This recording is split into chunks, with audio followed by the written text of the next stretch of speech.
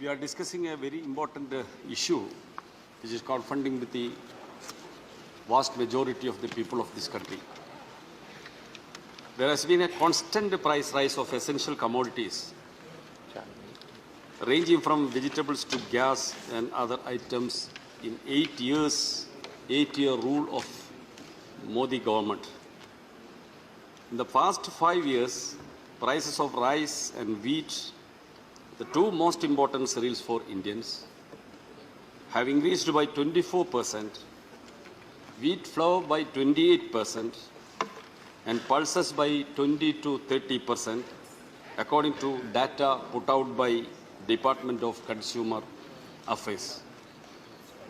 Pulses are an important source of protein in India, and their exorbitant prices have put them out of reach for most poor families. This has had a dire effect on nutrition levels. Cooking oil prices have zoomed up uncomfortably. Groundnut oil by 41%. Mustard oil by 71%. Vanaspati by 112%. Sunflower oil by 107%. And palm oil by 128%. Every Indian family uses cooking oil, and these hikes have led to a severe dent in family spending because it is impossible to skip using cooking oils. Price rise is not restricted to food grain and cooking oils alone. Prices of potatoes have increased by 65%, onions by 69%, and tomatoes by 155%. In the past 5 years. These are seasonal ups and downs in these other vegetables which only go to show a policy paralysis about vegetable supply. Various other essential items are also showing severe inflationary pressure. While milk prices have gone up by 25%, loose tea leaves have risen by 41%, and even iodized salt has increased by 28% in this period. According to the Agricultural Ministry data, Indian farmers have produced record food grain harvest for the past several years. Cereal production was 234.87 million ton in 2014 when NDA government took over, and since then it has increased to 285.28 million tons last year, an increase of nearly 22%. Pulses production was 17.15, which increased to 25.46 million ton last year, an increase of nearly 49%. It is tragic and a testimony to this government's policies that despite this abundance, farmers are fighting to get better prices and consumers are weighed down by high prices. What would the government have done to ease food grain prices? Instead of sitting on huge stockpiles of food grains, if the government had expanded the public distribution system to include more families that are currently excluded and to include their essential items of consumption like cooking oils, pulses, salt, milk, etc., then not only would needy families get these items cheap, but even open market Karim, prices would have reduced. You will have to finish on time because we have many speakers today. Yes. I am only started, sir. But this government is so committed to free market, concept the refused to expand the PDS even when sufficient stock existed in the government warehouses. When the PDS is expanded, our Kerala experience is, when the government, the first Pranay government came to power in 2016, that government announced 16 items supplying through PDS should not be hiked the price. Even now, after 7 years, that pulses and other essential items are selling in the same prices. That's the only instance in the country, in Kerala. Only in Kerala.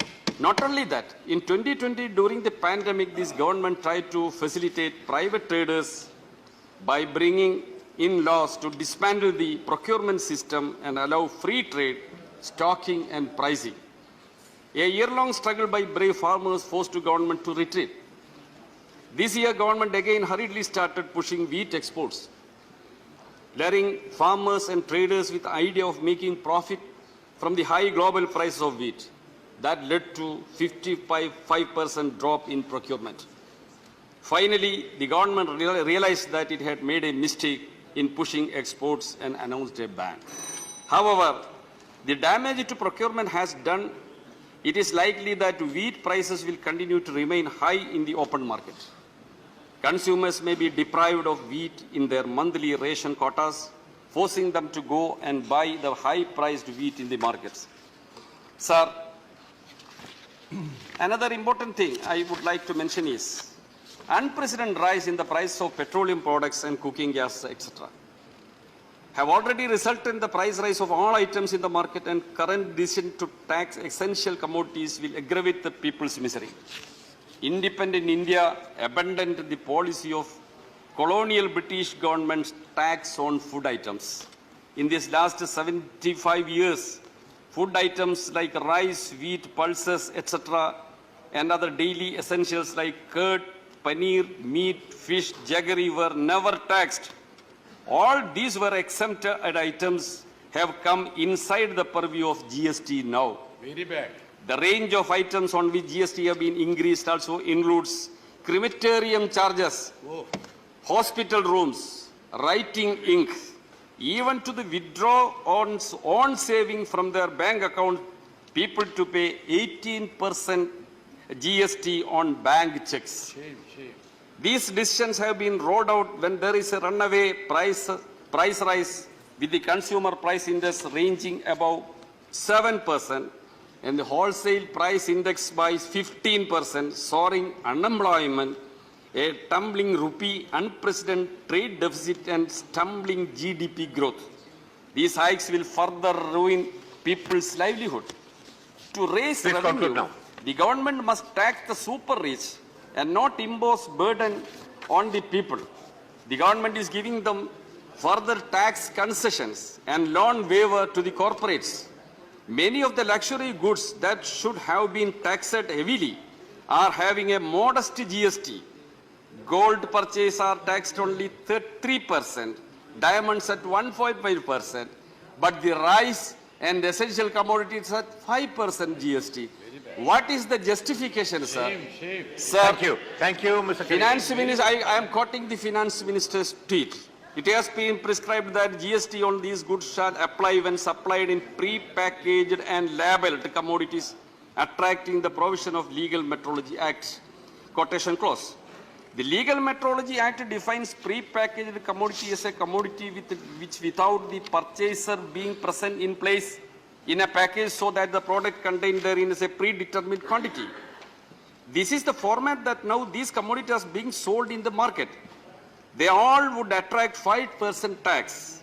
Also, through this move, government has removed the distinction between branded and unbranded. From July 18, 2022, all items would attract GST when pre-packed and labeled. There is no reference of branding in the new system.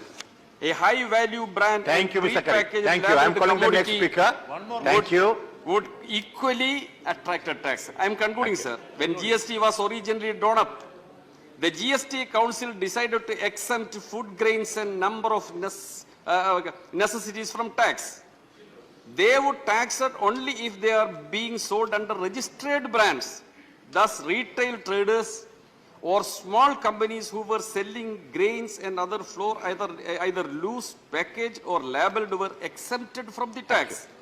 Their customers were mostly ordinary people who could not afford higher prices or branded products. Thus, the existing GST tax system exempted ordinary consumers and smaller companies from tax burden, while the big brands were in tax. Thank you, Mr. Karim. You cannot go on reading. Only one point more. You have already spoken your last point. Last point. Finance Minister tweeted that in the GST Council, the subcommittee unanimously recommended the 5% tax. It is not true, sir. Kerala finance ministers were one of the members. Rajasthan, Maharashtra, Karnataka government were also there. There was no unanimous decision to impose 5% GST on food grains and other essential items. Thank you. So Thank it is you. an arbitrary statement. She has to withdraw that statement. Our chief minister and finance minister had written specific letters to finance Thank you. minister. Thank you. So they had to react on that point. Sir, Thank you for that. Your sir, last point is over. While the prices of petroleum products and essential commodities like rice, wheat and all other No, items. Mr. Karim, we cannot go people on are and coming on to and the on. There street. are other members. People are coming to the street and protesting. Sir, You said last only point, how through- many points only you are through bringing? Dividing the people on communal basis, religion basis. Thank you. You Thank you. cannot I'm calling the next continue speaker. as it is. Please be People of seated. India Thank you. unitedly fight out these anti-people policies.